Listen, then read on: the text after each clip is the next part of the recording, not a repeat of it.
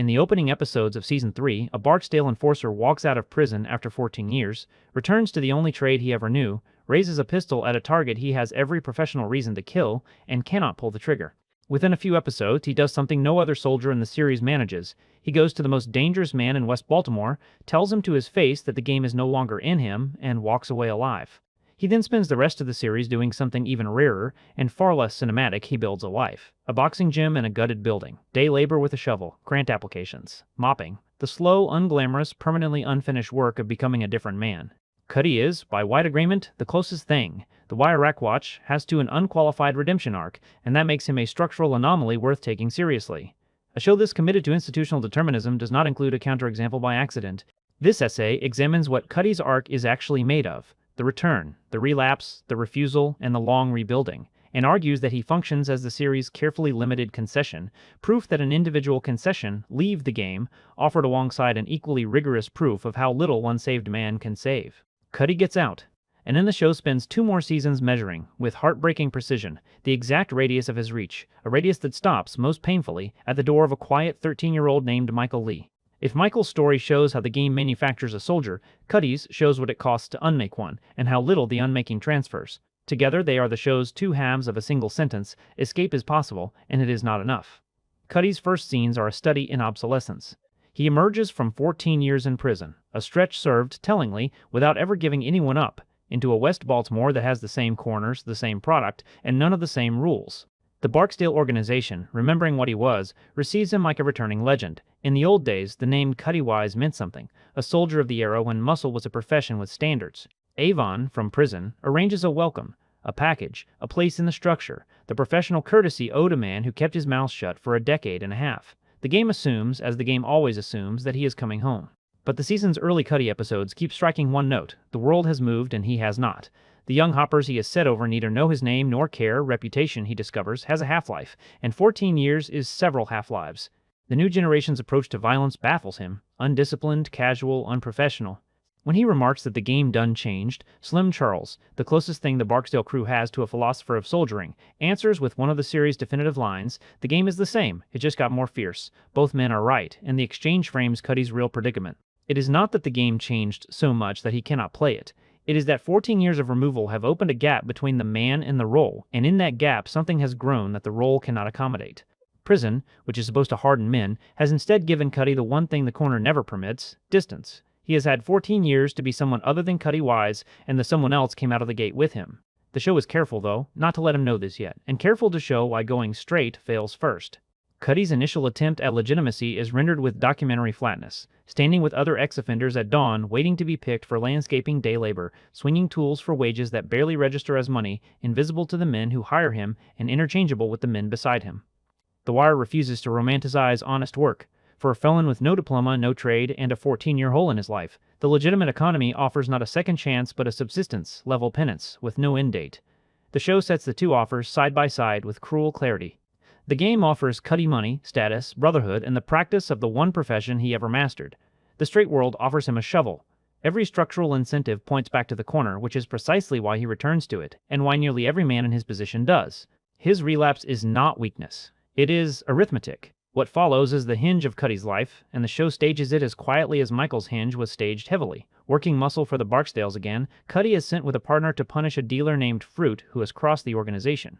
It is the most routine of assignments, the exact work that made his name, and Cutty has the drop, the angle, and the gun, and he stands there, weapon leveled, and does not fire. Fruit gets away. It is not mercy exactly, and not fear. The show films it as something closer to discovery. Cutty's finger is asking his soul for a signature, and the soul declines, to the surprise of both. What elevates the moment is what Cutty does with it, because the Wire Rack cash tash is full of men who feel the flicker of conscience and bury it. That burial is practically the show's job description for surviving in an institution. Cutty does the opposite. He treats the failure as information. He does not invent excuses, does not ask for lighter duty, does not drift to the edges of the organization hoping no one notices. He goes directly to Avon Barksdale and files the truth. The scene is among the finest in the series, 2 professionals speaking the game's language with complete honesty.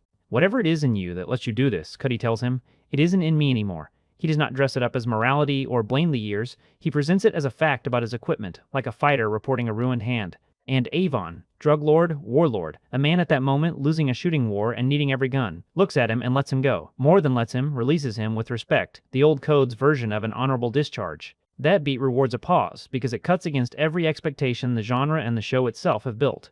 The game does not release people. The entire series testifies to it. But Avon's grace toward Cutty is not an inconsistency. It is the show's most precise measurement of the difference between Avon and what is coming after him. Avon belongs to the last generation for which the game had a code, in which soldiering was an honor profession with terms of service, and a soldier who had given 14 silent years had earned something. Within that code, Cutty's confession is not desertion, it is a debt being honestly settled. One season later, Marlo Stanfield's organization will show us what the game looks like with the code removed, where suspicion alone is a death sentence and no service ever vests. Cutty walks out of the game through a door that is closing behind him for good. Michael Lee, entering 3 years later, will find no such door. His only exit will be over Sniff's body. The show's timing is exact. Cutty's escape is real, and it is also the last of its kind. A grandfather clause in the game's constitution, honored one final time. If the trigger scene is Cutty's conversion, everything after is the part religion tends to skip. What redemption actually consists of, hour by hour, once the dramatic moment has passed. This is where The Wire does something almost no drama attempts. It refuses to let walking away be the achievement. Walking away takes one scene. Becoming someone else takes the rest of the series, and the show renders it as what it is, labor. Cutty goes back to the shovel.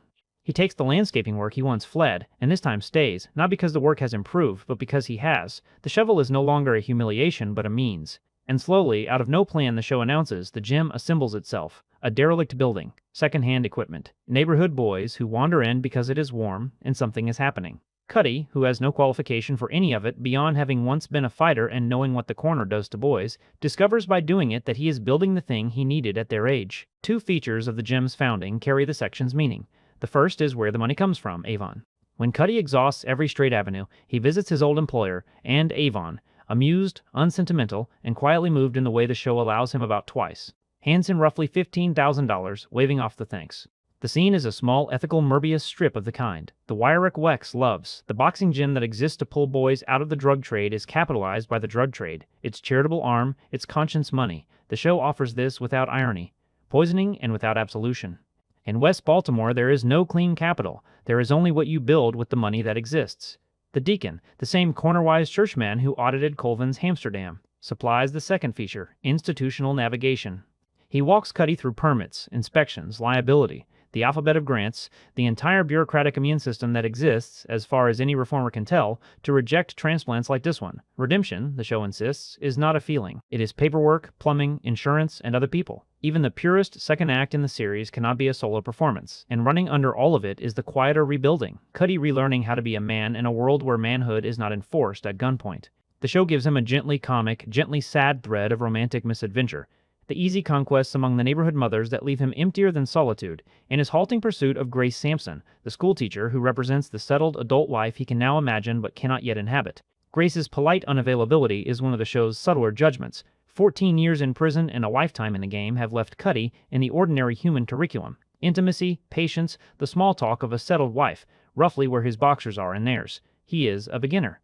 The gym is his classroom too, and the show extends him no shortcuts. By the end of Season 3, Cutty Wise has a building, a program, a shovel-calloused second trade, and the beginnings of a self. It is the least cinematic triumph in the series, and the most complete. Season 4 promotes Cutty from a story about one man's salvation to a test of what a saved man is worth to others, and here his arc braids directly into the season of the four boys and into its darkest thread. The gym is now a fixture. Cutty is now a fixture, one of the very few adult men in the neighborhood who is neither in the game, broken by it, nor paid by an institution to process children like paperwork. The season surrounds its boys with failed or compromised adults, and then, with terrible deliberateness, places among them exactly one man with the right biography, the right intentions, and the right eyes, and watches him fail anyway in the case that matters most. Cutty sees Michael Lee clearly and almost immediately. The natural gifts, the discipline, the coachability, and beneath them the sealed compartment where something is wrong. He does everything a wise mentor does. He teaches without crowding, gives the boy room, offers rides home, signals in every register available to him that his interest is safe. And Michael recoils from precisely those signals because, as that season slowly reveals and as the companion essay to this one explores, Michael has been sexually abused, and an older ex-con taking a warm, particular interest in him matches, point for point, the pattern of the predator who destroyed his childhood. The tragedy is engineered to be frictionless, no misunderstanding to clear up, no mistake for Cutty to correct. His kindness is authentic, and authenticity is exactly what Michael's trauma cannot verify. The one man in West Baltimore who could have been Michael's exit is disqualified by the very wound that makes the exit necessary. Cutty, sensing only that a door has shut, does what a good man does. He keeps gently trying. And the season's cruelest irony is that every gentle attempt reads, on the far side of Michael's scar tissue, as pursuit. Marlowe's people, who groom boys for a living and know exactly how not to look like groomers, take Michael with ease. The devil, it turns out, understands trauma better than the deacon's protege does. Predators study the wound, while the well-meaning merely bump against it. Cutty pays for his persistence in blood. Late in the season, still trying to reach a Michael already deep in Marlowe's apprenticeship, he presses too close to the boy's new world and is shot in the leg by one of the young crew, a bullet delivered almost casually by a child over nothing. The wound is the season's tax on his decency, and the show underlines the exchange rate. In the old game, shooting a man like Cutty required a reason and a sanction. In Marlowe's Baltimore, it requires only proximity and a mood. Even here, the show finds its bleak comic register. Cutty in the hospital, flirting with the nurse, already halfway to charming his way into another lesson about himself.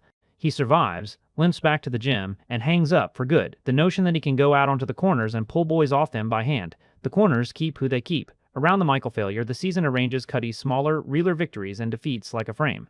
His stint as a school truancy officer, paid to round up absent kids so the district's attendance numbers qualify for state money on count days, then return them to the void the rest of the month, lasts exactly as long as it takes him to understand what the job is. He quits on principle, having recognized in the school system the same stat-juking soul he knew from the game's civic twin, the police department. And at the gym, boys cycle through, some stay, some drift back to the corners. One or two find in the ring the discipline and the safe manhood Cutty is actually equipped to teach. The show declines to inflate any of it. There is no montage of transformed lives, no championship, no plaque. There is a gym that is open today and will be open tomorrow, which in West Baltimore is a moonshot sustained daily by one man's stubbornness. Season 5 gives Cutty only a handful of scenes, but one of them completes his meaning in the series, and it is not a scene about boxing. Dookie Weems, Michael's gentlest friend, by now losing his grip on every institution that might hold him, comes to the gym and fails at fighting the way Dookie fails at everything the neighborhood requires, honestly, sweetly, completely. Cutty, watching him, does not pretend. The ring cannot help this boy. Not every boy is reachable through the only door Cutty owns. What follows is a brief, devastating exchange. Dookie asks how you get from here, from these blocks, this life, to the rest of the world. And Cutty, the show's one certified escapee, the man who actually got out of the game and built something on the far side, answers him with the truth, I wish I knew, but the world is out there, even though he cannot say where the door is. The one man qualified to draw the map has to admit he never had one. He escaped the game, not the neighborhood. The exit he found was inward, and it is not transferable. That admission is the precise measurement the show has been taking of Cutty for 3 seasons, the radius of one redeemed man. It extends exactly as far as the gym's walls and the specific boys whose needs happen to match the specific thing he can teach. It did not reach Michael, whose wound faced the wrong direction. It cannot reach Dookie, whose gifts have no market anywhere in sight. It saved Cutty himself, fully, and the show never cheapens that. His salvation is real, durable, and earned twice over. But the Wire's method is always to count, and the count here is unsparing. The game consumes boys by the corner load, generation upon generation, and the neighborhood's entire supply of redeemed ex-soldiers running licensed boxing gyms numbers 1. Cutty is a retail solution to a wholesale catastrophe, a man bailing an ocean with a speed bag, and the bailing still matters, the show insists, to the particular boys pulled particular afternoons from the particular water. Both truths are held to the light at once, and neither is permitted to blink. It is worth setting Cutty beside the series' other true redemption, because the pairing is clearly deliberate. Bubbles, the addict informant, travels the same arc in a different key, the relapse, the rock bottom, the slow, unglamorous rebuilding, the ending in which he is finally invited up the stairs to his sister's dinner table. Bubbles and Cutty are the show's twin concessions to hope, and they share a signature. Both redemptions are private. Neither man reforms an institution, saves a neighborhood, or bends the game's arc by a degree. What they reclaim is themselves, one soul apiece, full stop. In a series that watches every systemic reform die on the vine, Amsterdam bulldozed, Colvin's classroom defunded, the union broken, the newsroom gutted, the only victories that survived to the final montage are these two men, walking around intact inside lives they built by hand. That is the show's exact allocation of hope, none for systems, a strict ration for souls. So what is Cutty Wise finally for Ree, in the architecture of the Wire? He is the exception that the show builds in order to define the rule, and the definition cuts in both directions. Against the show's determinism, Cutty proves that the game's grip is not metaphysical. A man can leave. Not by dying, not by prison, not by another's rescue, but by standing in front of Avon Barksdale and telling the truth about his own soul, and then, far harder, by getting up every morning for years and being the new man on purpose, the shovel, the permits, the mopped gym floor, the patience with boys who quit and women who see through him and a body that takes a bullet for his trouble. The Wire is often read as a proof that individuals are helpless against systems, and Cutty is the show's own dissent from that reading. The self, his arc insists, is not wholly institutional property. Something in a man can refuse, the same unassimilated remainder that Snoop would one day diagnose in Michael at gunpoint, and if it refuses long enough, and digs long enough, it can dole a life on the far side of the refusal. But the show grants this only under strict conditions, and the conditions are the other half of the argument.